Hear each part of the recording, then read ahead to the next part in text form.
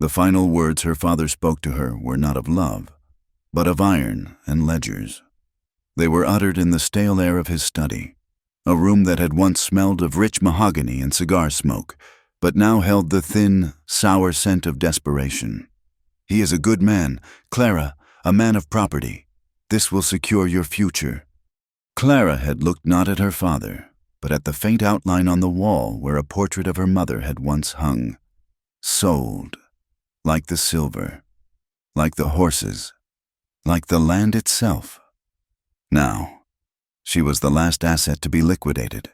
"My future was with James," she said, her voice a ghost in the room. Her father's face, once round and jovial, had become a mask of pinched lines and gray skin. "James is gone. His family saw to that the moment my credit ran dry. This is what is left. This is survival." He could not meet her gaze. He was trading his only daughter for the forgiveness of a debt owed to a man he had never met, a reclusive rancher named Eli Vance, who had bought up her father's worthless promissory notes for pennies on the dollar. The final term of the settlement was not for coin, but for a wife. A signature on a piece of paper had sealed her fate more surely than any vow spoken before God. So she had packed. It did not take long. The gowns of silk and lace were gone, sold for train fare and food. She was left with 2 sturdy calico dresses, her church clothes, and a few precious keepsakes tucked into a worn leather suitcase. The case was half empty, a hollow space that echoed the one inside her chest. The stagecoach ride was a purgatory of dust and jolting motion. For 6 days, the green hills and tidy townships of the east had slowly bled away, replaced by a landscape that grew harder, bonier, and less forgiving with every turning of the wheels. The earth turned from rich black soil to a pale, sandy brown, cracked and thirsty. The trees grew sparse, their branches twisted as if in constant pain. Clara felt her city clothes, a fine wool traveling suit that had once been her pride, grow heavy with a film of grime. The dust settled in the folds of the fabric, in her hair, on her eyelashes. It was the taste of her new life. Grit. Her eyes, the color of a twilight sky, were not wide with wonder at the vastness of the country, but narrowed with a weariness that went bone deep. She was a flower deliberately planted in a desert, and she had not even the will to wilt. The town of Redemption was little more than a single dusty street carved into the immense, empty landscape. It was a collection of raw timber buildings with false fronts that seemed to lean on one another for support, huddled together against the ceaseless wind. The stagecoach groaned to a halt before a building that called itself a hotel, and the driver, a man whose entire vocabulary seemed to consist of grunts, tossed her half-empty suitcase into the dirt. A man was waiting there, leaning against a hitching post. He did not move as she descended, gathering her dusty skirts. He was tall and lean, built of long muscle and sinew that showed through his worn denim trousers and colorless shirt. A layer of fine dust covered him like a second skin, from the brim of his sweat-stained hat to the toes of his scuffed boots. His face was all angles, browned and weathered by a sun that knew no mercy. Clara could not tell the color of his eyes from this distance, only that they were shadowed and fixed on her. He offered no greeting, no tip of the hat, no word of welcome. He just watched her, his expression as barren as the land around them. This had to be him, Eli Vance, her husband. He straightened up slowly, his movements economical and sure. He did not come to help her. He simply waited for her to come to him. As she walked the few paces across the street, her city boots sinking into the thick dust, the town seemed to hold its breath to watch her. 2 women in bonnets standing outside the general store stopped their conversation, their heads turning in unison. One whispered something behind a gloved hand, and the other gave a thin, cruel smile. A group of men spilling out of the saloon paused, their laughter dying as their eyes raked over her. One of them, a young woman with garishly painted lips and a bright feather in her hair, looked Clara up and down with open contempt. She turned her head and spat a brown stream of tobacco juice into the dirt. startlingly close to the hem of Clara's dress. Clara flinched but did not break her stride. A small boy, no older than 5, stood in a doorway, his thumb in his mouth, staring with wide, unblinking eyes as if she were a creature from a traveling circus. She was a spectacle. The bankrupt's daughter, the mail order payment, the debt bride. When she reached Eli, he still said nothing. He simply took the suitcase from her hand. His own was rough with calluses, and the brief touch of his skin against hers was like the scrape of bark. He turned and led the way to a buckboard wagon hitched nearby. He tossed her suitcase into the back with a thud, then moved to the horse's head to check the harness. He treated her arrival with all the ceremony of a sack of flour being delivered. She was cargo. The ride to the ranch was a study in silence. The only sounds were the creak of the wagon wheels, the plodding of the horse's hooves, and the sigh of the wind as it swept across the land. The silence was not peaceful. It was a living thing, a heavy blanket that smothered all thought of pleasantries. Clara sat stiffly on the hard wooden bench, her hands folded in her lap, her gaze fixed on the endless horizon. They passed hills the color of dried blood, dotted with the black, skeletal remains of burnt trees. They passed fences made of wire and hope, many of them broken, the wire curling like dead vines.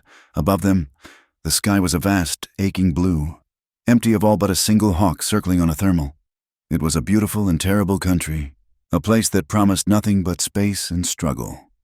Eli's cabin stood alone in a shallow valley, miles from any neighbor. There was no gentle curl of smoke from the chimney, no welcoming light in the window. It looked as if it had been dropped there by a tired god and left to fend for itself. The logs were sun-bleached and weather-beaten, the roof patched with rusty tin. A small, struggling garden held a few rows of withered-looking vegetables. There was no porch swing, no pot of flowers, no sign that a woman had ever set foot on the property. It was a fortress of solitude, a place a man went to forget the world. He pulled the wagon to a stop and was on the ground before the wheels had fully ceased their turning. He unhitched the horse and led it toward a small, lean-to barn without a word or a backward glance. Clara remained on the wagon seat, her muscles stiff from the ride. She was supposed to get down. She was supposed to follow him. This was her home now. The word felt like a lie in her mouth.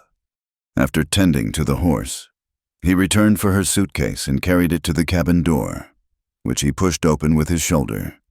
He stood aside, a silent invitation for her to enter. She slid off the wagon seat, her legs unsteady beneath her, and walked into the dim interior. The cabin was one room. It was larger than she expected, but just as spare.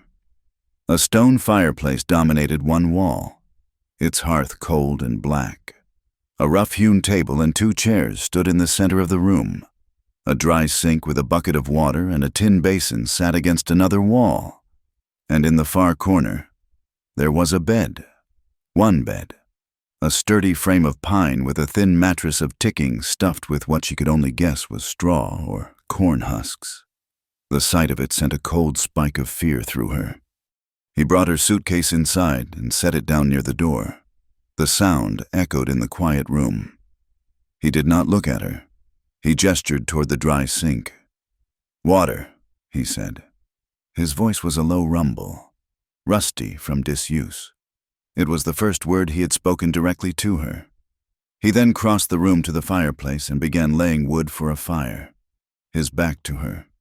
He was giving her privacy, a small but significant courtesy. He was also giving her a stiff and unbreachable distance.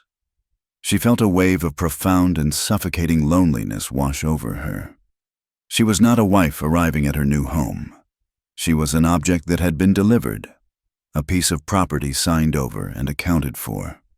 That first night, the silence grew deeper and heavier as the sun went down, bleeding crimson and orange across the horizon. Eli cooked a simple meal of beans and salt pork in a pot over the fire. He served her a plate without a word, and they ate at the table. The only sounds the scrape of forks against tin. When they were finished, He took the plates to the sink and washed them. He moved with a quiet efficiency that spoke of long practice, of a life lived alone. The single bed loomed in the corner, a silent accusation. Clara's heart hammered against her ribs. She did not know the protocol for this. Did he expect her to perform a wife's duties? The thought made her feel sick.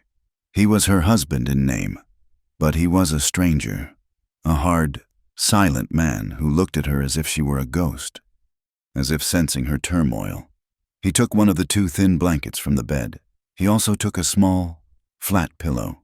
He walked to the door, spread the blanket on the rough floorboards, and lay down, turning his back to the room. He was sleeping on the floor. He was putting the entire length of the cabin between them, guarding the exit as if to keep the world out, or perhaps to keep himself in. Relief washed over Clara, so potent it almost brought her to her knees. But it was followed by a fresh wave of despair. The gesture was not one of kindness, but of rejection. He wanted nothing to do with her. She was a debt paid, an obligation fulfilled, and now she was simply here, an unwanted piece of furniture in his stark, lonely life. She waited until his breathing deepened into the slow, steady rhythm of sleep. Then she retreated to the furthest, darkest corner of the room, curling into a small ball on the cold floor. She pulled her shawl tight around her shoulders and buried her face in her arms. And for the first time since leaving her home, she allowed herself to cry. The sobs were silent, shaking her body without a sound, the tears tracking clean paths through the day's layer of dust on her cheeks. She cried for the life she had lost, for the man she had loved, and for the terrifying, empty future that stretched out before her under an endless, uncaring sky. The land was as brutal as Eli's silence. The days fell into a harsh routine. Clara, who had never done more than arrange flowers and practice her needlepoint, found herself faced with a litany of back-breaking chores. She hauled water from the well until her arms screamed in protest and her hands were raw with blisters. She learned to cook on the open fire, often burning the food and herself. She scrubbed the floors, washed their clothes by hand in a tub of ice-cold water, and tended the pathetic garden, her knees aching from kneeling in the hard-packed dirt. The cold seeped into the cabin through the chinks in the logs, a persistent, biting cold that she could never seem to escape. And through it all, there was the loneliness. It was a constant companion, a heavy presence in the cabin. Eli said little. He would rise before the sun and be gone for hours, tending to his cattle, mending fences, doing the endless work a ranch demanded. He would return at dusk, covered in dust and sweat, and they would eat their silent meal and retreat to their separate sleeping places. He on the floor by the door, she in the bed he would not share. Sometimes, weeks would pass between his one-word utterances. He was a creature of silence, walled off by a pain she could not begin to understand. She learned what little she knew about him not from his own lips, but from the loose tongues in town during her infrequent supply trips. She went alone. He would give her a list and a small amount of coin, and she would make the long, lonely trip in the buckboard. It was during one of these trips, while waiting for the storekeeper to measure out a bag of flour, that she overheard 2 old ranchers talking by the stove. "Saw Eli Vance the other day," one said, spitting a stream of tobacco into a can. "Still looks like he's haunted by a legion of devils." The other man nodded, his face grim. "He ain't been the same since his brother, Thomas, got himself killed. That gunfight over in Prescott. Foolishness. Eli brought the body back himself, dug the grave with his own 2 hands. Hasn't stepped foot in a church since that day. Reckon he figures God owes him an explanation." The knowledge settled in Clara's heart like a stone. A dead brother, a gunfight, a man who had turned his back on God. It was not an excuse for his coldness, but it was a reason. It was a crack in the wall of his silence, a glimpse of the wounded man hiding inside. The seasons began to turn. The relentless heat of summer gave way to the crisp air of autumn, and the wind began to carry a sharper bite. Storms rolled in from the mountains with a sudden, terrifying violence, the sky turning a bruised purple before unleashing curtains of rain and hail. It was during one such storm that a small piece of the wall around Eli Vance crumbled. Clara had been trying to secure the door on the chicken coop, the wind tearing at her dress and whipping her hair across her face. The rain came down in cold, hard sheets, soaking her to the skin in an instant. A sudden boom of thunder overhead made her cry out, and she fumbled with the latch, her fingers numb and clumsy. Suddenly, he was there. He had come from the barn, moving through the deluge with a purpose that defied the storm. He did not speak. He brushed her aside with a firm but not unkind hand, and secured the latch with one swift movement. He turned to look at her, her small frame shivering, her dress plastered to her skin, her face pale. For a moment, she thought she saw something flicker in the depths of his shadowed eyes. Concern, perhaps, or even pity. Then, just as quickly, it was gone. He shrugged out of his heavy canvas coat, the one lined with wool that always smelled of leather and the outdoors. Without a word, he draped it over her shoulders. The coat was huge on her, its weight a sudden, surprising comfort. It was warm from his body, and for a fleeting moment, she was enveloped in his heat, in his scent. It was the most intimate contact they had ever had. He turned and strode back toward the barn, disappearing into the sheets of rain, leaving her standing there, small and trembling, wrapped in the first and only kindness he had ever shown her. She clutched the rough fabric of the coat, pulling it tighter around herself. A silent, wordless message that said, "In the midst of the storm, you are not entirely alone." The act of kindness with the coat was a small, warm stone dropped into the cold well of Clara's existence. But instead of comforting her, the ripples it created only served to emphasize the depth of her despair. It was a reminder of a gentleness she had almost forgotten. A hint of a humanity in her silent husband that made her own captivity feel all the more acute. The cage was not made of iron bars, but of endless sky and a silence that screamed. And she knew, with a certainty that settled deep in her bones, that she would either break out of it or she would break within it. Her chance came 2 weeks later, on a day when the autumn air was so clear and sharp it felt like breathing slivers of glass. Eli needed supplies from town. He handed her the list, the familiar worn leather purse with its few coins, and turned to saddle the horse for the buckboard. He expected her to go alone, as she always did. He expected her to return by dusk, as she always did. He did not expect the plan that had been slowly, desperately forming in the back of her mind. The trip to redemption was a blur of focused anxiety. She conducted her business at the general store with a mechanical precision, her mind 1,000 miles away. She bought the flour, the salt, the beans, her hands moving automatically while her eyes kept flicking toward the far end of town, where the two thin lines of the railroad tracks sliced through the landscape, gleaming in the hard sunlight. They were a promise of another world, a metal umbilical cord connecting this forgotten place to the life she had once known. With the supplies loaded, she did not turn the horse back toward the ranch. Her heart was a frantic drum against her ribs. She urged the horse onward, past the edge of town, her gaze locked on the tracks. Her plan was simple. Born of a child's logic, she would follow the rails. They had to lead somewhere. Sooner or later, a train would come. She had a few coins left. It would be enough to get her started, to take her somewhere, anywhere. That was not here. The buckboard wheels bumped over the rough ground, leaving the dusty street of redemption behind. She reached the rail line, and for a moment, just a moment, a wild, exhilarating sense of freedom surged through her. She was doing it. She was leaving. She was taking back control. She followed the tracks eastward, the sun warm on her back, the rhythmic clatter of the wagon a song of escape. She did not know how long she had been traveling. Perhaps an hour, perhaps 2. The initial rush of adrenaline had faded, replaced by the familiar gnawing of fear.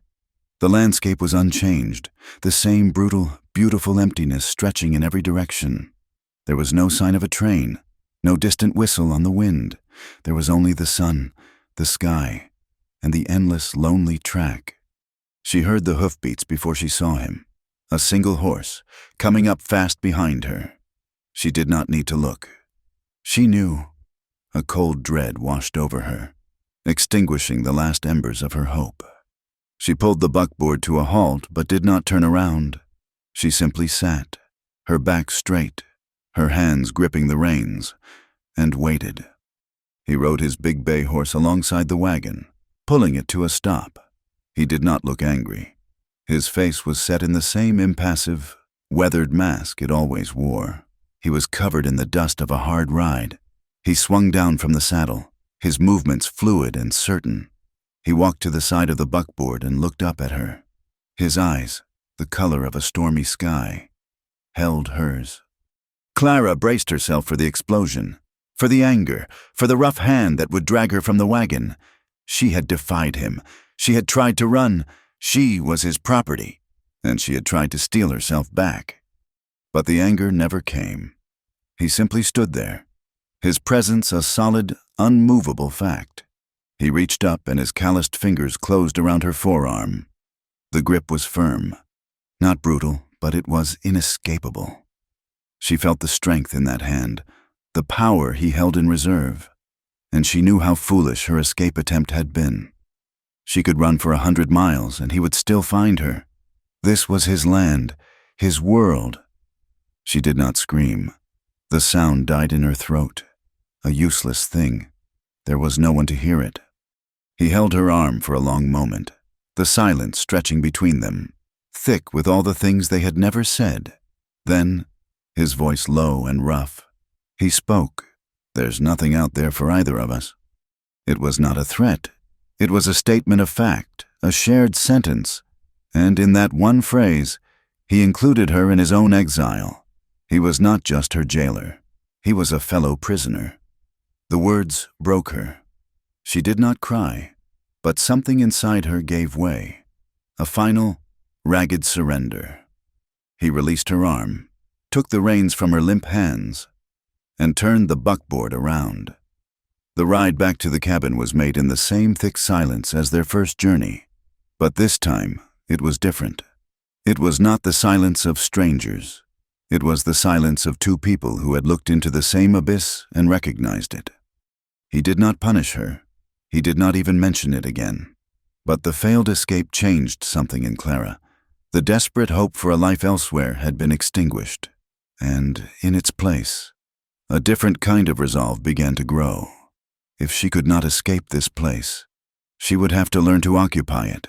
If she could not control the vast, empty landscape of her life, she would control the small, confined space of the cabin. She began with the bread. She started saving a piece of dough from each batch, nurturing the sourdough starter until it was strong and reliable. The bread she baked was no longer flat and scorched, but rose high and golden, filling the small cabin with a warm, yeasty smell that felt like defiance. She scrubbed the floors until the rough planks shone. She swept the hearth clear of old ashes every single morning. She was imposing order on the chaos, carving out a space that was hers. Her most audacious act was the rose.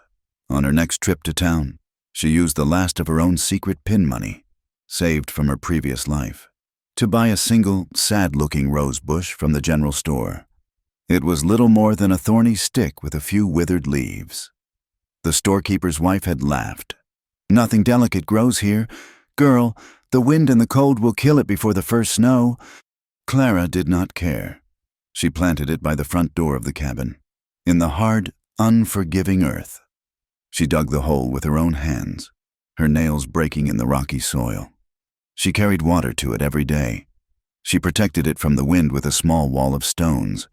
It was a foolish, hopeful, desperate act. It was her flag, planted in hostile territory. Eli watched her small acts of domestic reclamation in silence.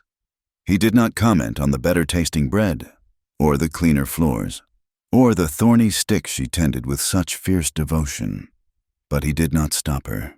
He seemed to recognize that she was not just making a home, she was making a stand. One night, the first real chill of winter in the air, she could not sleep.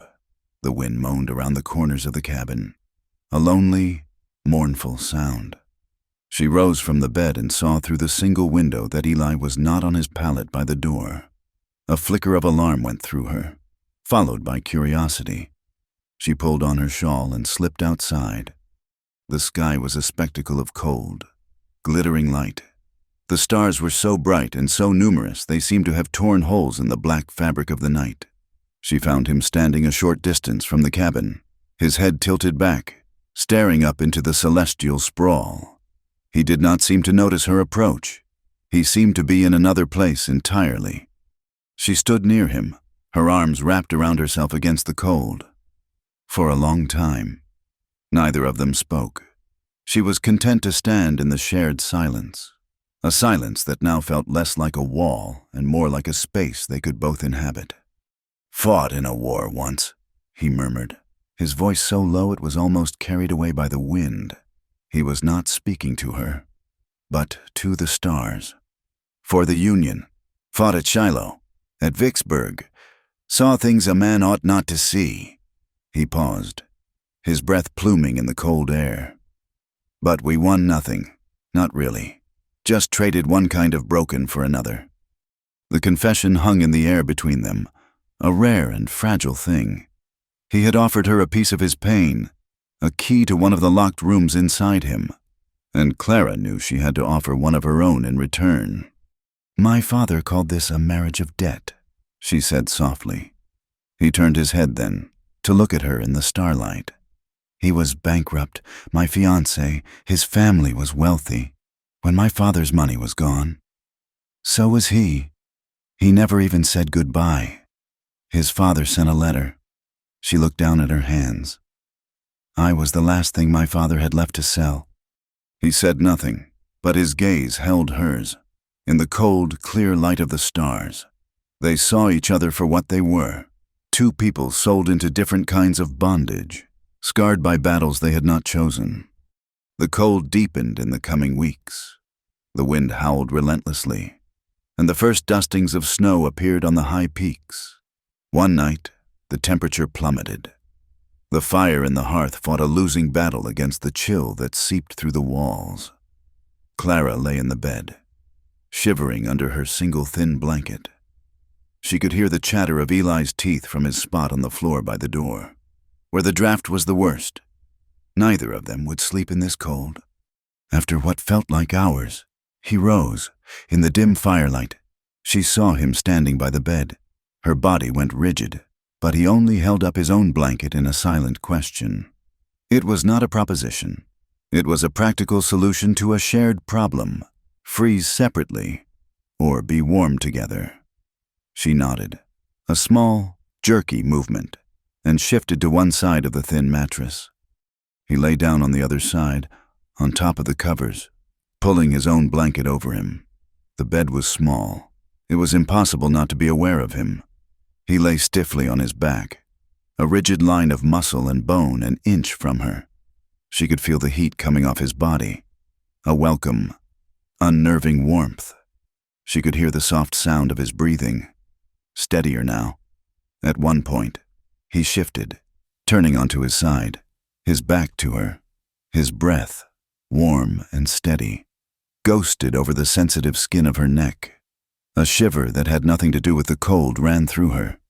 They did not touch, not once, but the space between them was charged with a new and potent awareness. The next supply trip to town, Eli went with her. It was the first time they had gone together. As they walked into the general store, the usual hush fell over the room. The same women who had whispered on her first day were there, and their eyes, sharp and judgmental, fixed on Clara. "There's the debt bride," one of them said to the other, her voice a stage whisper that was meant to be overheard. "Looks as pale and worn as a dish rag. Guess the cowboy's a rough master," the other woman tittered. Clara felt a hot flush of shame creep up her neck. She wanted to disappear. She expected Eli to ignore it, to retreat behind his wall of silence as he always did. He did nothing at first. He continued down his list, his face impassive. Clara's heart sank. He would not defend her. Why should he? Then he stopped in front of a display of woolen goods. There was a stack of shawls, in various drab colors, but among them was one of a deep, vibrant red, the color of a winter berry. He picked it up. The store fell silent. Everyone was watching. He walked over to Clara. He did not speak. He slowly, deliberately, unfolded the red shawl and draped it around her shoulders. He pulled the edges together in front of her, his rough fingers brushing her chin. It was a public act of claiming, a quiet act of defiance that spoke louder than any shout. He was telling the whole town, "She is with me. She is mine to protect." He paid for their goods and the shawl, his face giving nothing away. As they left, the eyes that followed them were no longer filled with mockery, but with a grudging, confused respect. After that day, the silence in the cabin began to change. It was still there, but it was punctuated by small conversations. They were brief and practical, but they were a start. The black heifer might be calving soon, he would say, and she would reply, "I will put a pot of stew on. You will need the warmth when you come in." He began to listen when she spoke of her rose bush, how a new green bud was forming at its base. She began to talk more. He began to listen. One afternoon, while he was out mending a fence line, she gathered his laundry. As she scrubbed his work shirt against the washboard, she saw them on the back of the shirt. The fabric was worn thin in several places. Turning it over, she saw the reason why. A network of old scars crisscrossed his back, from his shoulders to his waist.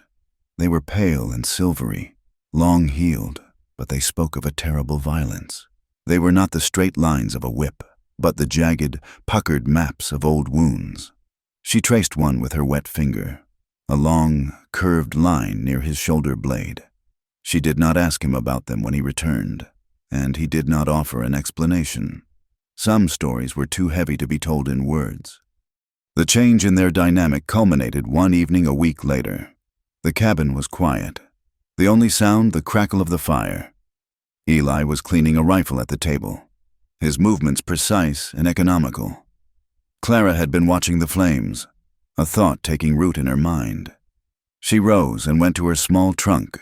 From it, she took a handful of tallow candles she had been carefully saving. She began to place them around the room, on the mantelpiece, on the table, on the deep sill of the window. She lit each one, the small flames pushing back the shadows, filling the room with a soft, flickering, golden light. The harsh angles of the cabin softened. The rough wood glowed. The room was transformed into something intimate, almost sacred. Eli had stopped his work. He watched her, his hands still, the rifle forgotten. When the last candle was lit, she turned to face him. Her heart was beating a slow, heavy rhythm. This was a bigger risk than running away. "Do you see me?" she asked, her voice a low, trembling whisper. "When you look at me, do you see me? Or do you just see a debt paid?" He did not answer with words. He rose slowly from his chair and walked toward her. He stopped just before her. So close she could feel the heat of his body. So close she could see the candle flames reflected in his dark, stormy eyes.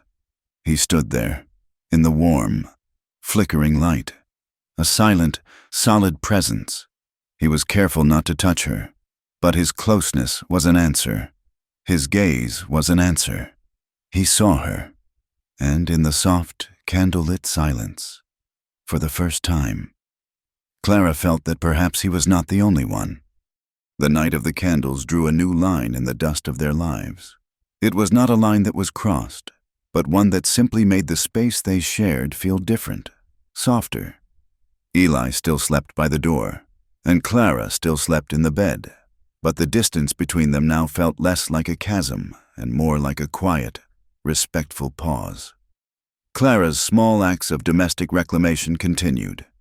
Gathering momentum, she found a bolt of faded gingham cloth at the bottom of her trunk, a remnant from a life where such things were taken for granted. With a needle and thread, she sewed curtains for the single window. They were simple and unevenly stitched, but they caught the morning light, filtering its harsh glare into a gentle, patterned glow. The cabin was no longer just a box to shelter from the elements. It was a room with a softer light. She also began to sing. It was not a conscious decision. The tunes would come to her while she was kneading bread or tending the fire. Quiet, half-forgotten melodies from her childhood. She sang softly, her voice a thin but pleasant thread of sound in the overwhelming silence. Convinced he was not near enough to hear, but sometimes, mending a harness by the barn door, Eli would still his hands and listen to the faint, feminine sound drifting from the cabin. It was a sound of life, as unexpected and as welcome as rain in a dry season. He never mentioned it, and she never knew he heard. The true measure of her softening influence came with the lamb. Eli came in from the north pasture one evening, his face grim. "You've died birthing," he said. His words clipped. "The lamb won't make it through the night. It's too small, too weak." It was the way of the land. Weakness was a death sentence. Clara looked past him, out into the twilight, and saw the tiny, pathetic creature huddled against its mother's cold body. A fierce, unbidden wave of protectiveness washed over her. "No," she said, her voice quiet but firm. Before he could protest, she was outside, gathering the shivering, barely breathing animal into her arms. It was a fragile weight, its bones sharp beneath its matted wool. She brought it inside and laid it on a pile of old sacks by the hearth. "It will make a mess," Eli stated, not as an order, but as a fact. "I will clean it," Clara replied, her attention focused on the lamb. She warmed a little milk with water over the fire and patiently, drop by drop, coaxed the liquid into the corner of the lamb's mouth with her finger. Eli stood by the table and watched. He saw not a foolish city girl playing at being a rancher's wife, but a woman possessed of a stubborn, gentle warmth that he had not witnessed in years. She refused to accept the brutal logic of this land. She was tending to this hopeless creature as if its life was a precious, sacred thing. He watched her for an hour, her brow furrowed in concentration, her movements tender. Then, without a word, he turned and left the cabin, returning with a wooden crate, which he placed by the fire to act as a pen. It was his silent concession, his acknowledgement of her warmth. The lamb lived through the night, and the next, its survival became a small, shared project, a fragile point of connection in the quiet cabin. Their tentative peace was shattered by the arrival of a man named Jed. He rode in one afternoon unannounced, reeking of cheap whiskey and old sweat. He was a big, slovenly man with a mean little glint in his eyes and a familiar, swaggering posture that immediately set Clara on edge. He had been a ranch hand with Eli and his brother, Thomas, years ago. "Vance!" he boomed, dismounting and stomping toward the cabin as if he owned it. "Heard you'd gone and bought yourself a wife. Had to see the creature for myself." Eli met him at the door, his body a stiff, unwelcoming barrier. "What do you want, Jed?" His voice was flat and cold. Jed's eyes slid past Eli to where Clara stood by the fire, her hands frozen in a bowl of dough. He gave a low, appreciative whistle, his gaze lingering on her in a way that made her skin crawl. "Well now, ain't she a pretty piece? A sight cleaner than the gals at the Redemption Saloon. I'll wager. Thomas always did say you had quiet tastes." The mention of his brother's name made Eli's shoulders tighten. "State your business and go," Eli said, his voice dropping to a dangerous low. Jed just laughed, a wet, unpleasant sound. He took a step closer, his eyes still fixed on Clara. "Business? Just a friendly visit. Wondering if the bride is as quiet in the bed as she is by the fire. A man gets lonely on the trail. Maybe you'd be willing to share what your money bought." It happened faster than Clara could process. One moment, Eli was still as stone. The next, he was a blur of motion. His fist connected with Jed's jaw with a sickening crack of bone. Jed stumbled backward, his eyes wide with surprise, and collapsed in a heap in the dirt. He lay there for a moment, dazed, a trickle of blood running from the corner of his mouth. Eli stood over him, his chest heaving, his hands clenched into fists at his sides. Clara had never seen him like this. It was not his usual distant, brooding anger. This was a hot, protective rage, a terrifying and immediate violence. It was the fury of a man defending his territory, of a wolf defending his den. "Get on your horse," Eli snarled, his voice a raw rasp. "And if you ever set foot on my land again, I will bury you on it." Jed scrambled to his feet, his bravado gone, replaced by a sullen, fearful resentment. He wiped the blood from his mouth with the back of his hand and spat on the ground. Without another word, he hauled himself onto his horse and rode away, casting one last hateful look over his shoulder. Eli stood watching him go, his body rigid, until the rider was just a small speck on the horizon. Then the tension seemed to drain out of him, leaving him looking tired and hollowed out. He turned and walked back into the cabin, not looking at Clara. He went to the water basin and splashed his face, his back to her. The silence that filled the room was heavy and charged. Clara's heart was still pounding. She was shaken by the violence, but something else stirred within her, something warm and unfamiliar. He had not defended a piece of property. He had defended her. That raw, immediate anger had been on her behalf. She crossed the room to where he stood, hesitantly. She reached out and laid her hand on his forearm. It was the first time she had ever willingly touched him. Through the rough fabric of his shirt, she could feel the hard muscle, coiled and tense beneath her palm. The warmth of his skin seeped into her fingertips. He flinched at her touch, a barely perceptible tremor, but he did not pull away. He simply stood there, his head bowed, the water dripping from his hair onto the floorboards. He did not speak, but in the space of that small touch, a new and profound understanding passed between them. The first snows of winter came a week later, not as a gentle dusting, but as a furious, swirling blizzard. The world outside the cabin disappeared behind a thick white curtain. The wind shrieked like a banshee, rattling the door in its frame and piling snow in great drifts against the walls. For 3 days, they were trapped, the cabin their entire world. The forced proximity was both a comfort and a torment. The single room felt smaller than ever.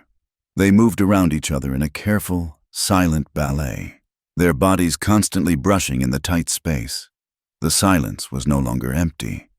It was filled with the things they had almost said, the gestures they had almost made. It was thick with the memory of his fist and her hand. They shared the stew she had made, sitting at the table, the howling of the wind their only dinner music.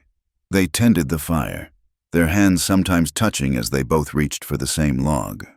Each accidental contact was a small spark in the quiet air. On the second night of the storm, as they sat by the fire, the silence finally broke. Not with a crash, but with a quiet, weary confession. "I was meant to marry a woman once," Eli said, his gaze fixed on the dancing flames. "Before the war, her name was Susanna." He spoke the name as if it were a fragile, dusty object he had not handled in a long time. "Her father was a merchant, rich. I was just a farm boy with a few acres and a strong back. But she said she loved me. I believed her." He picked up a stick and poked at the embers. "I went away to fight. I was gone 4 years. When I came back, she was married to a banker from St. Louis. Her father arranged it, said it was a better match. She didn't even write to tell me." He tossed the stick into the fire and watched it catch, his face illuminated by the sudden flare of light. "I learned then that love is just another word for a transaction. Everyone is buying or selling something." Clara listened, her heart aching for the young man he must have been, the one who had believed in love before a war and a woman's betrayal had taught him to believe only in loss. She owed him a piece of her own broken past. "My mother," she began, her voice soft. "After my father lost the last of the money, she just stopped. She stopped speaking. She would sit in her chair by the window all day, staring at nothing. The doctor said it was melancholy, but I knew what it was. It was the silence of shame. She felt she had become invisible, an object in a house that was no longer hers." Clara looked at her own hands, twisting in her lap. "Sometimes I feel like I have caught her sickness, like I'm a ghost in this cabin, a debt that has been paid and forgotten." He looked at her then, his eyes dark and serious in the firelight. He saw the truth of her words, the profound loneliness that mirrored his own. They were two ghosts, haunting the same small space. The storm raged on through the third day, a relentless assault on their tiny fortress. That night, the wind finally began to die down, its shriek softening to a low, mournful moan. The cabin was warmer now, filled with the steady heat of the fire. They sat in their usual places, the silence between them now a shared, comfortable blanket. It was Clara who spoke, her voice cutting through the quiet. "Make me feel real again." Eli looked up, his expression questioning.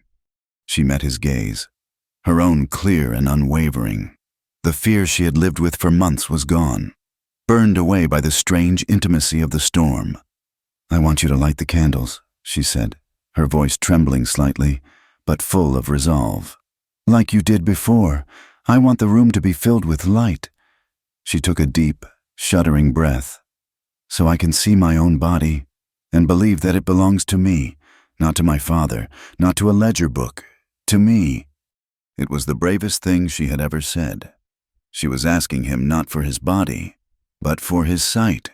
She was asking him to be a witness to her reclamation of herself. He stared at her for a long moment, his face unreadable.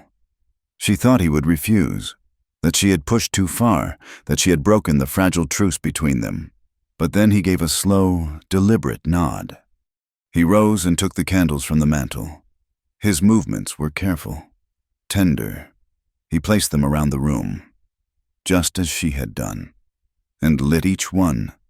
The cabin was once again bathed in a soft, golden glow. The world outside was a cold, white wasteland, but inside this room, there was a warm, living light. He did not come back to the fire. He stood by the bed, waiting. He was giving her the choice. She stood up, her legs unsteady, and walked toward him. She stopped in front of him, so close she could see the flicker of the candle flames dancing in his eyes. He did not move. He did not reach for her. He simply waited, his presence a quiet, patient anchor. Slowly, her hands trembling, she began to unbutton the high collar of her dress.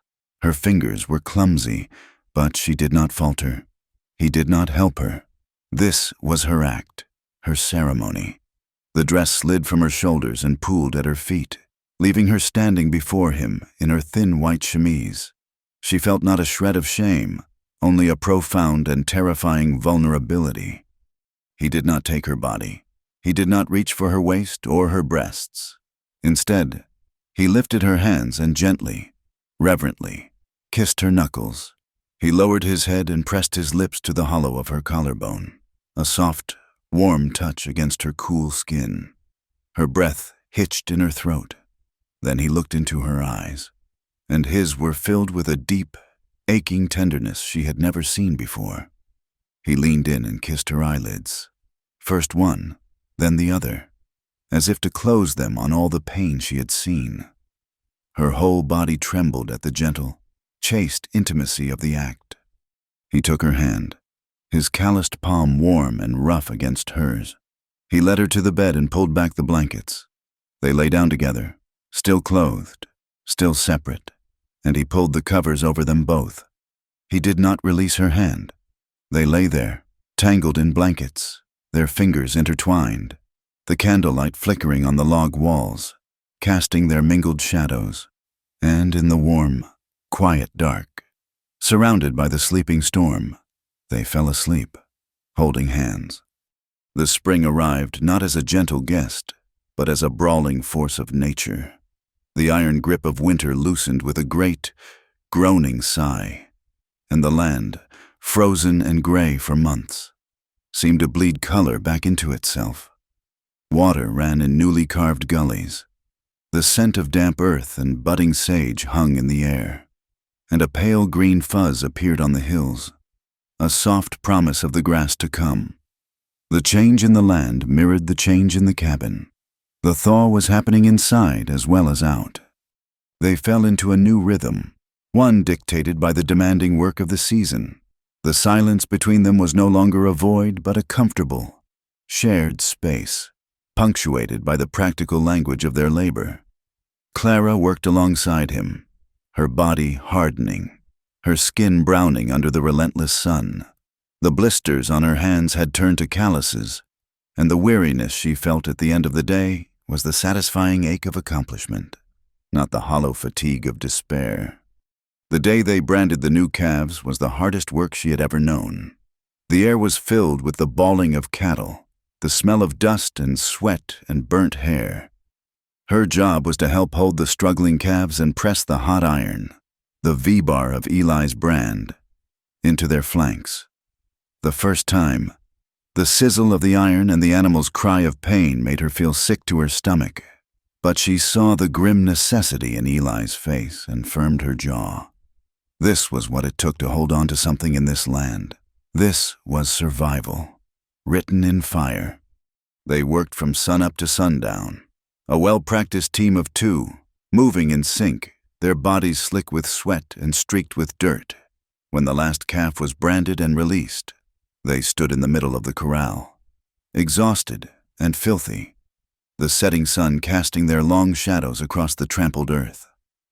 Eli went to the water trough and plunged his head and arms into the cold water, emerging with a great gasp, his dark hair slicked back, droplets clinging to his eyelashes. He looked at her then, standing there with her sleeves rolled up, her face smudged with soot, her dress stained with dirt. He looked at her not as a debt or a burden, but as a partner, a woman who had faced the day's brutality without flinching. He walked over to her, his boots silent in the thick dust. He raised a hand, his fingers still damp and cool, and gently brushed a smudge of soot from her cheek. His touch was rough and calloused, but his gesture was one of profound tenderness. She stood perfectly still, her heart hammering against her ribs. He did not drop his hand. It moved from her cheek to her jaw, his thumb stroking the line of her bone. He looked into her eyes, and in their stormy depths she saw a hunger that mirrored her own, a desperate need that had been simmering under the surface of their quiet lives for months. He lowered his head and kissed her. It was not a gentle kiss. It was not the chaste, hesitant kiss of a drawing-room courtship. It was a collision of hunger and relief, of grit and desperation. It tasted of dust and salt and the metallic tang of hard work. She did not pull away. She leaned into him, her hands coming up to grip his shoulders, her body molding itself to his. It was a kiss that acknowledged everything they were, two broken, lonely people who had found each other in the harshest of places. When he finally pulled away, they were both breathless, the world around them silent save for the lowing of the cattle and the whisper of the evening wind. That night, for the first time, he did not make his bed on the floor. After the fire had burned down to embers, he came to her, and she opened the blankets to him. Their coming together was like their first kiss, hesitant at first, then ravenous. It was a fumbling, awkward exploration in the dark, a conversation spoken in touch and breath. There was no gentleness in it, no practiced seduction. It was a raw, desperate claiming, a fierce, temporary solace from the loneliness that had defined both their lives.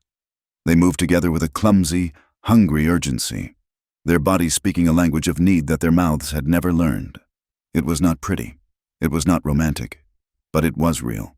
And in the aftermath, as they lay tangled together in the narrow bed, their bodies slick with sweat, Clara felt a profound sense of peace settle over her. She was no longer a ghost. She was a woman of flesh and blood, in the arms of a man who needed her. As their intimacy grew, so did the ugliness in town. The story of Eli's violent dismissal of Jed had spread, and Jed, his pride wounded, had taken his revenge in the foulest way possible. He began to spread a rumor, a vile and poisonous lie that Clara had been a woman of loose morals back east, that her father had not sold her to settle a debt. But because she was soiled goods, no decent man would have. The story took root in the fertile ground of the town's boredom and cruelty. And soon the whispers that had followed Clara down the street became bolder, the looks more openly contemptuous.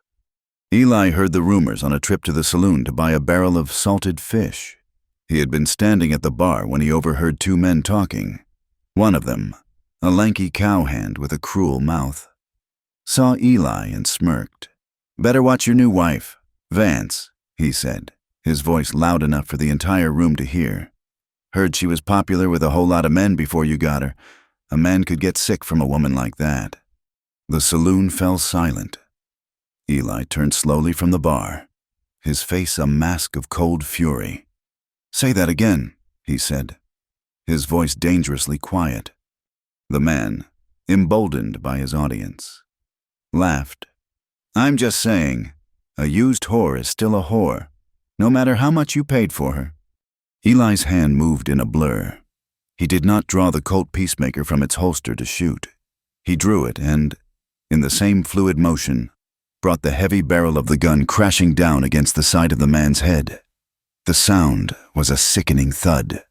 The man crumpled to the floor, unconscious, a dark line of blood welling from his temple.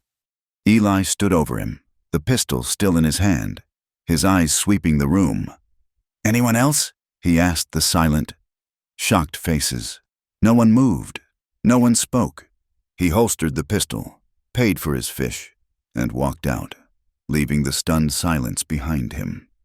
When he told Clara what had happened, her reaction was not what he expected. She was not grateful. She was not relieved. She was horrified, and she was ashamed. She saw the split skin on his knuckles where he had gripped the gun, and a fresh wave of misery washed over her.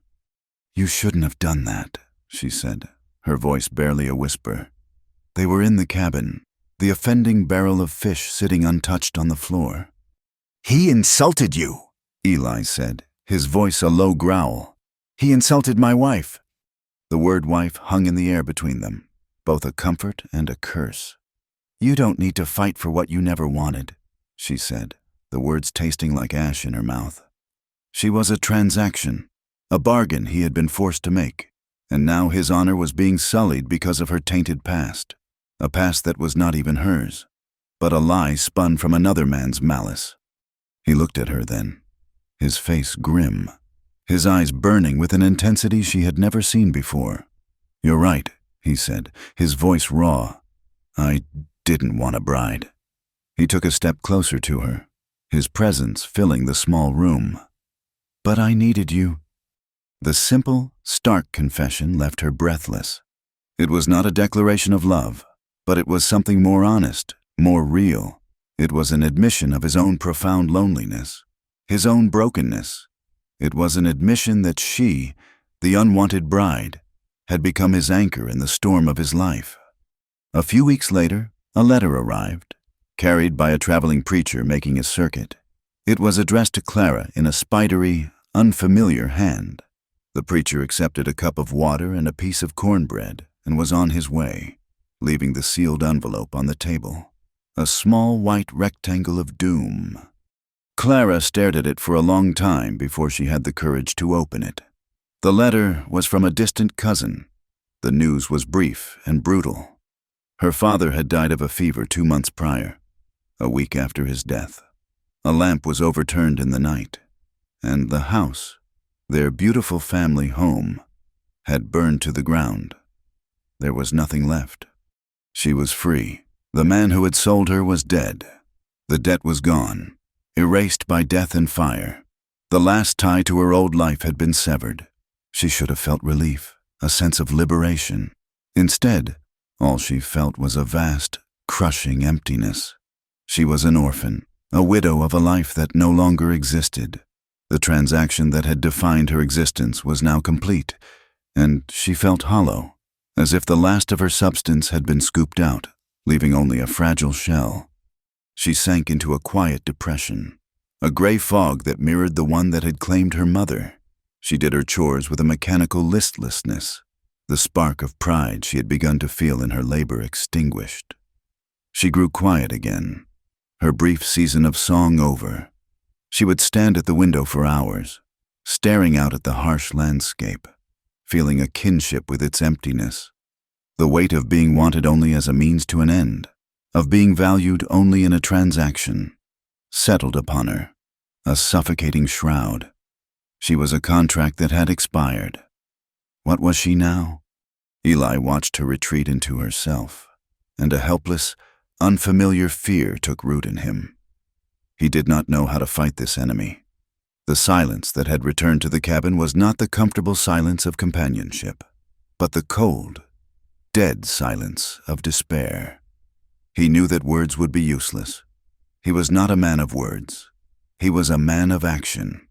One morning, he put down his tools, went to her, and took her by the hand. "Come with me," he said, his voice gentle but firm. She followed him without protest, her movements slow and listless.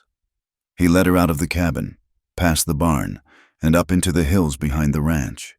He led her on a long, climbing walk, away from the signs of their hard life, the fences and the corrals, up to a high ridge that overlooked the entire valley. The ridge was a place of breathtaking, savage beauty. The spring rains had worked their magic here.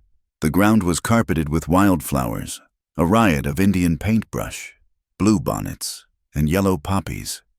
The wind was clean and cool, and the sky was a vast, aching blue.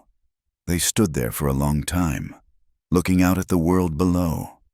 Eli left her there and went back down the hill. He returned an hour later, his shoulders straining with the weight of raw, freshly cut timber and a bag of tools. In the middle of the field of wildflowers, he began to build her a bench.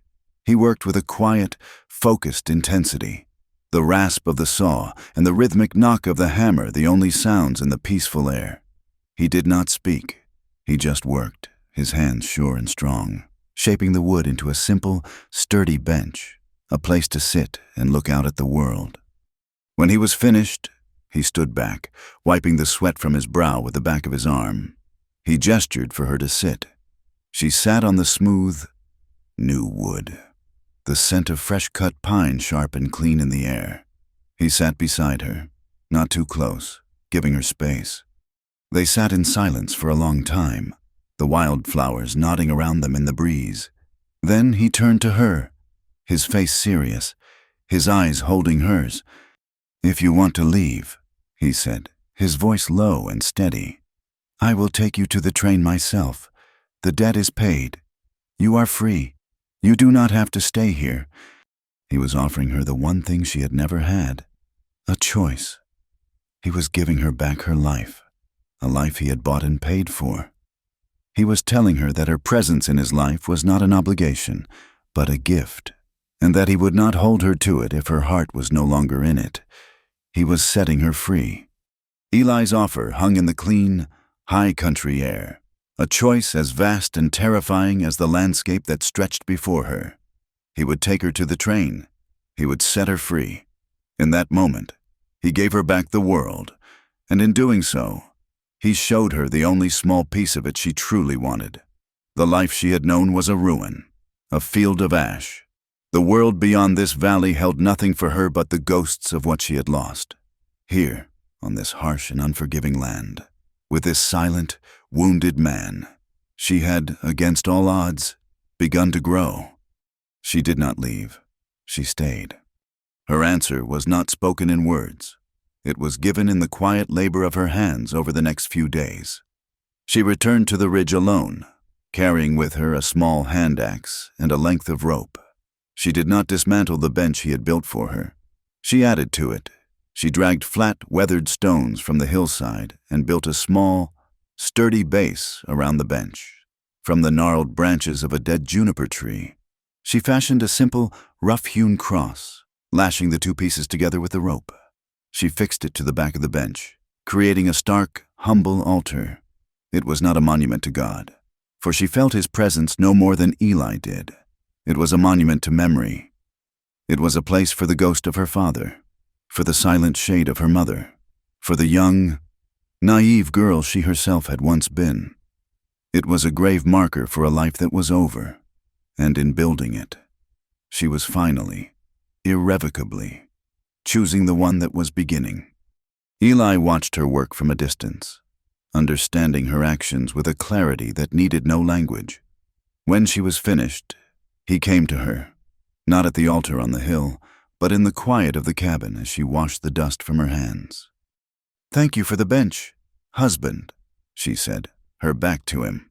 The word felt strange and momentous on her tongue, a coin she had kept hidden in her pocket and had only now decided to spend. There was a long pause behind her. Then, his voice, low and rough with an emotion she could not name. "You are welcome, wife." And so, the words were finally spoken. They settled into the corners of the cabin, as real and as solid as the stone hearth and the wooden table. They were no longer a man and a woman bound by a contract. They were a husband and a wife, bound by a choice. A few weeks later, their new, self-made world was tested by the old one, a traveling preacher, a thin, sallow man with a Bible as worn as his boots, stopped at the ranch seeking a meal and a place to rest his horse. He sat at their table, ate their stew, and spoke of damnation and grace in equal measure. Before he left, his eyes fell upon them, a man and a woman living in a remote cabin with a single bed, and he saw an opportunity for a soul and $1. "I see you have no marriage certificate on your wall," he said, his tone a mixture of piety and accusation. "For a small donation to the Lord's work, I can bless this union in his eyes. I can make it sacred."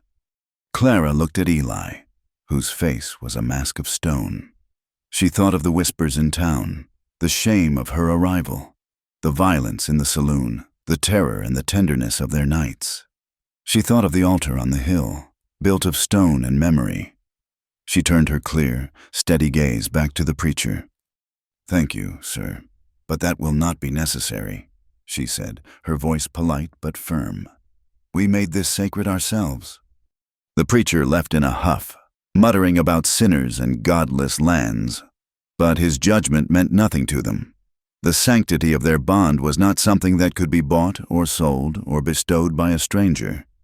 It had been forged in silence, in shared labor, in candlelight, and in blood. It belonged to them alone. The land, however, had its own judgments, its own brutal trials. The cattle rustlers came on a moonless night in late summer. They came not just for the livestock, but for revenge. Leading them was Jed, the man Eli had beaten, his face twisted with a hateful, whiskey-fueled rage. There were 4 of them in total, dark shapes on horseback materializing out of the darkness, their arrival announced only by the sudden, frantic barking of the dog. Eli was out of the bed in an instant, grabbing for the rifle he kept by the wall. But they were too fast. The cabin door burst inward, splintering off its leather hinges, and the men were upon them before he could even raise the weapon. Eli fought with a desperate, savage fury, his fists like hammers, but he was outnumbered. One man smashed the butt of a pistol against his head, and he went down, dazed and bleeding. Clara screamed, a raw, terrified sound, and lunged for the fireplace poker, but Jed grabbed her from behind, his arm a meaty vice around her throat, cutting off her air. "Not so loud, little bride," he hissed in her ear, his breath foul. "We're gonna have a long talk, you and me, after we're done with your man."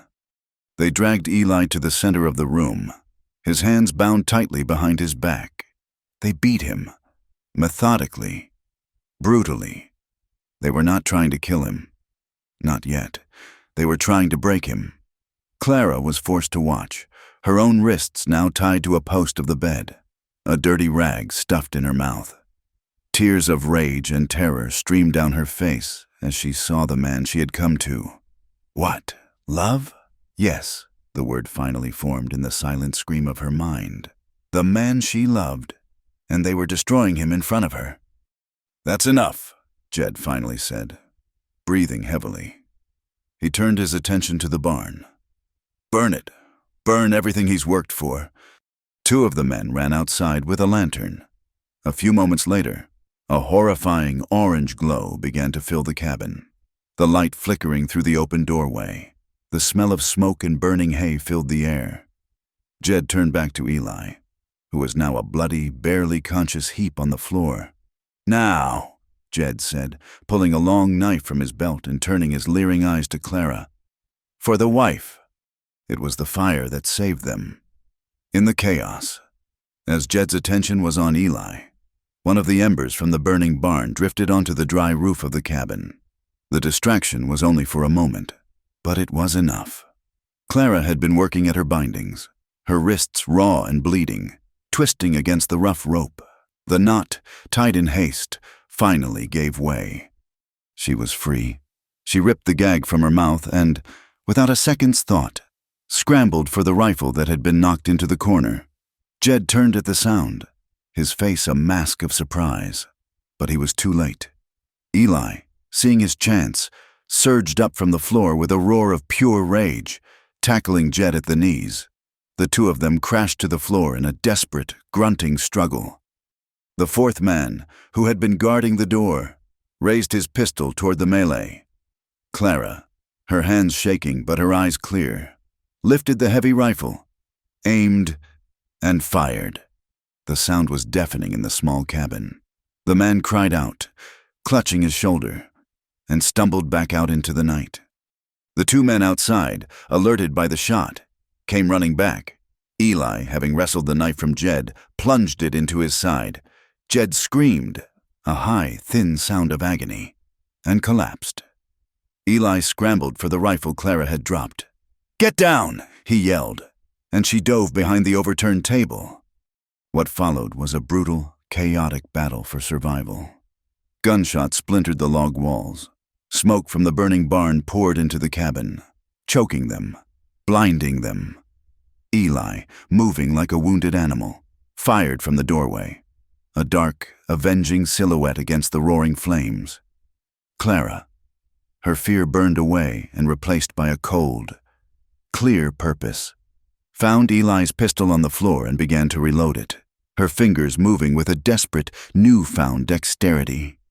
The fight spilled out into the yard, into the hellish landscape of fire and shadow. Eli shot one of the men as he tried to get to his horse. The man fell and did not move again. The other, the one Clara had wounded, was trying to crawl away into the darkness. Eli stood over him, his face a terrible mask of blood and soot, and ended it with a single, final shot. It was over. The only sounds were the roar of the burning barn, the crackle of the flames on the cabin roof, and their own ragged, desperate gasps for air. One of the fallen rustlers lay in the mud near the water trough. He was not yet dead.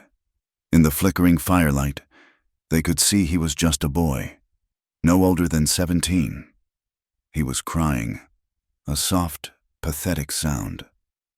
"Mama," he whispered, the sound a terrible, heartbreaking plea in the night. "Mama." Then he was silent. Clara and Eli stood in the center of the carnage, their home burning around them. The bodies of the men they had killed cooling in the dirt. The adrenaline faded, leaving a profound, bone-deep shock in its wake. They stumbled toward each other, two survivors on a battlefield, and collapsed together in the mud, clinging to each other, covered in blood and smoke and the terrible, final silence of the dead. And then, for the first time since she had met him, Eli Vance broke. A great shuddering sob ripped through his body. He buried his face in her shoulder and cried, not the quiet tears of a sorrowful man, but the raw, ragged, tearing sobs of a soul that had held too much pain for too long. He cried for the brother he had lost, For the men he had just killed, for the violence that had once again found him, for the terrifying, overwhelming relief of being alive. Clara did not speak. She just held him, her arms wrapped tightly around his shaking shoulders, her own tears mingling with the blood and the soot on his skin. She held him as he had once held her hand in the dark, a silent, unshakable anchor in the storm. Later that night, after they had managed to put out the fire on the cabin roof, they went inside. The room was a wreck of splintered wood and broken lives. By the soft, flickering light of a single candle, she began to tend to his wounds. She bathed the gash on his head, the cuts and bruises that covered his face and chest. Her touch was gentle, her movements slow and deliberate. He sat on the edge of the bed, his head bowed, submitting to her care like a child. His body was a map of his life, the old, pale scars from the war now joined by the fresh, raw wounds of this night. As she cleaned a deep cut on his shoulder, she leaned in close, her lips brushing against his skin. "You make me feel alive," she whispered, the words a soft breath against his flesh. It was more than feeling real. This was the terrifying, beautiful, brutal feeling of being truly, fiercely alive. He looked up at her then, his eyes dark with pain and exhaustion and a profound, aching gratitude. He reached out and gently undid the buttons of her dress, his fingers tracing the lines of her collarbone. She helped him, her own hands moving to unlace his trousers. They undressed each other slowly, in the quiet candlelight, removing not just their torn and bloodied clothes, but the last of their defenses, the last of their shame. They held each other through the long, dark night, their naked bodies pressed together, a silent testament to their survival. His scarred back against her soft belly, her hand resting over the steady, reassuring beat of his heart. They were not just naked in body, they were stripped bare in memory and in soul.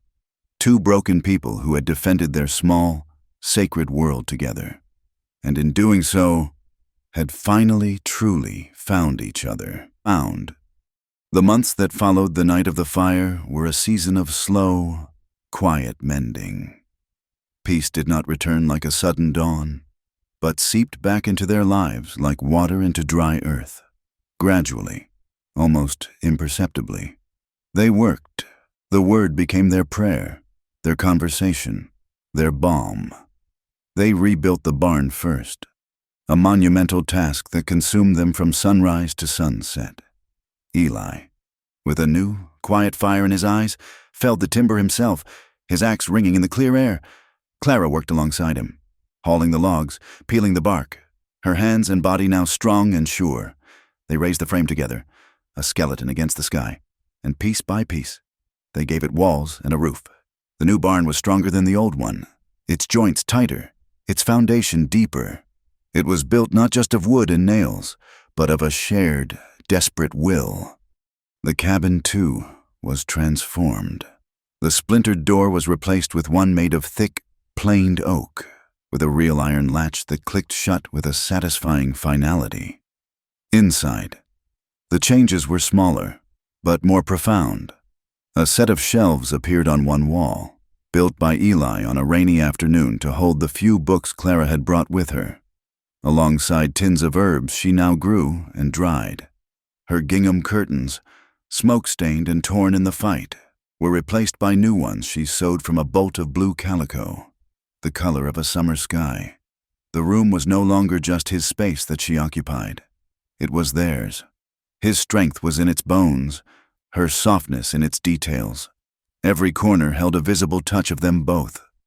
The news of the Rustler attack, and its brutal conclusion, had traveled through the territory on the wind.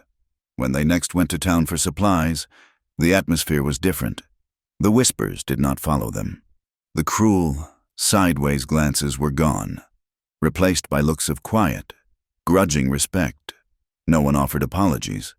That was not the way of this land. But as they stood in the general store, Mr. Henderson, the proprietor, weighed their flour with a heavy hand. "Heard you had some trouble," he said, not quite meeting their eyes. The sheriff found those other bodies a few miles north. Good riddance.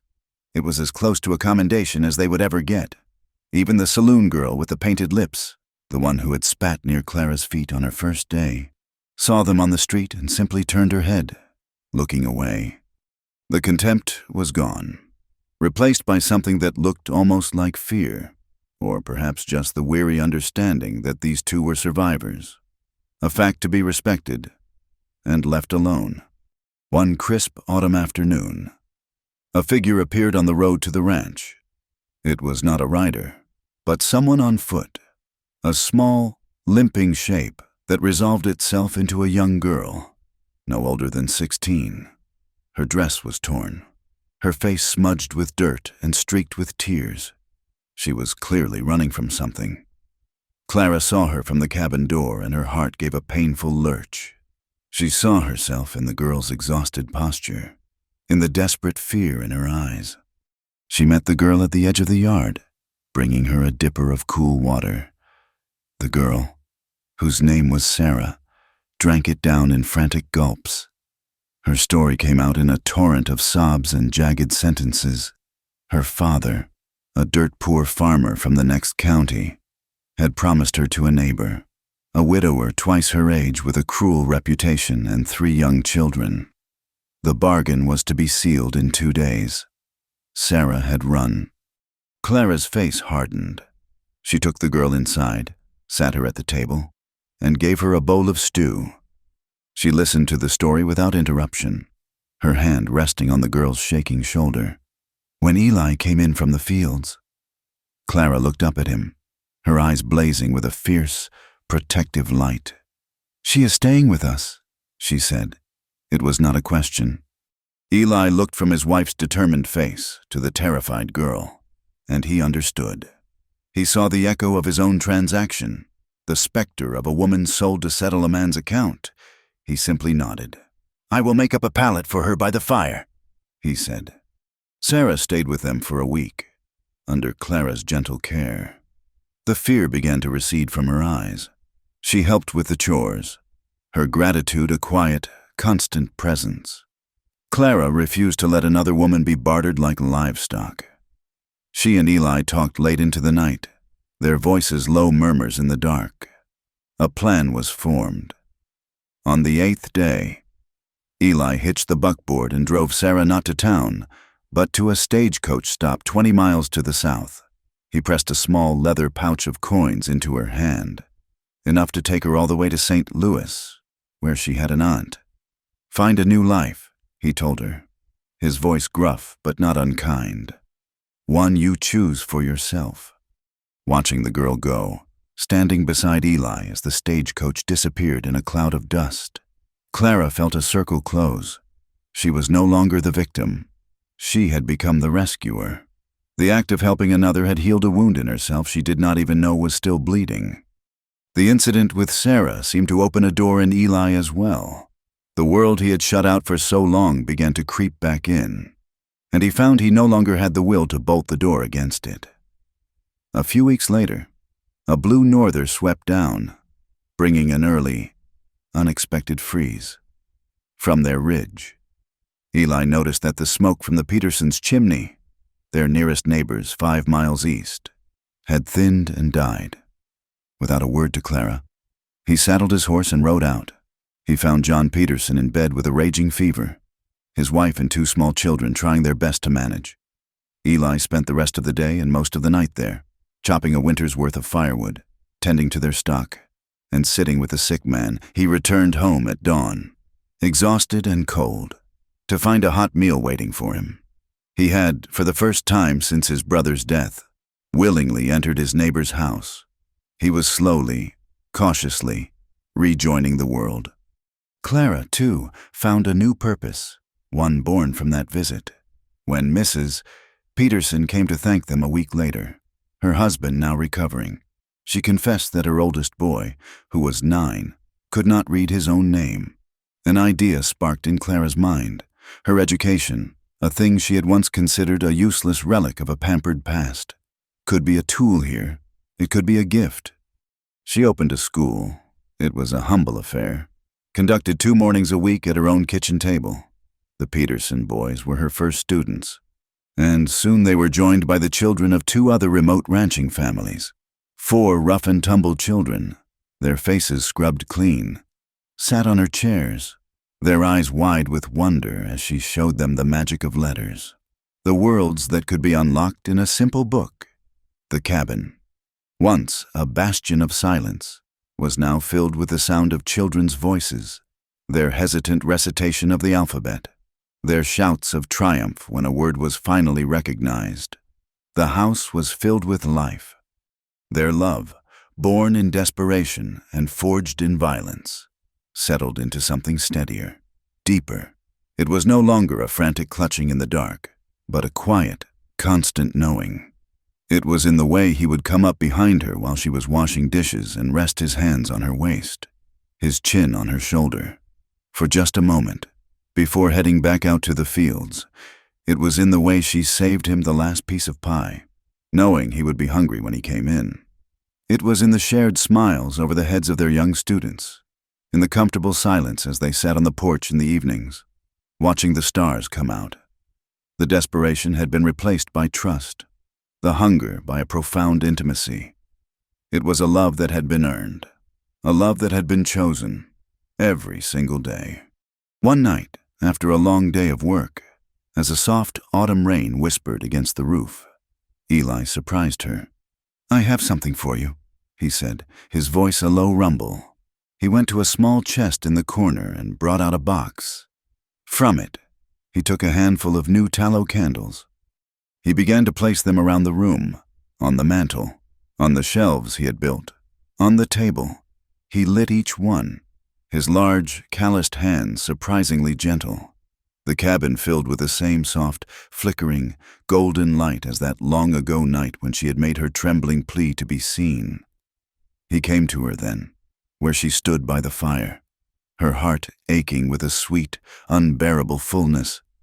He did not speak for a long moment, simply looked at her, his eyes reflecting the candlelight, filled with a love so deep and so certain it took her breath away. This time, as she looked at him, the tears that welled in her eyes and traced paths down her cheeks were not born of shame or fear or loneliness. They were tears of pure, unadulterated joy. "You saved me," he said, his voice thick with emotion. He reached out and gently touched her face, his thumb brushing away a tear. "When I brought you here, I was a dead man walking. All the prayers, all the preachers in the world, they could not touch the cold in here." He touched his own chest. "But you did. No preacher ever could." Clara's breath hitched on a sob of pure happiness. She leaned into his touch, her hand covering his. She rose on her toes and kissed him, a deep, lingering kiss full of all the words they had never needed to say. It was a kiss of gratitude, of partnership, of a love that had been tested by fire and found to be true. When she finally pulled away, she looked into his eyes, her own shining with tears. "You make me feel real," she whispered, her voice full of a joyful certainty. "Every day." The next morning, the sun rose into a sky washed clean by the rain. It was a sky of liquid gold, promising a day of warmth and clarity. Clara walked out into the yard, the damp grass cool and soft beneath her bare feet. Eli came and stood beside her, taking her hand in his fingers lacing through hers in a familiar, comforting gesture. They stood together, watching the new day begin. The light spreading across the valley, illuminating the peaks and the plains. The land was still harsh, a wild and unforgiving place that demanded everything of those who dared to live upon it. But they were no longer two separate, lonely souls facing it alone. They were a single, stronger thing.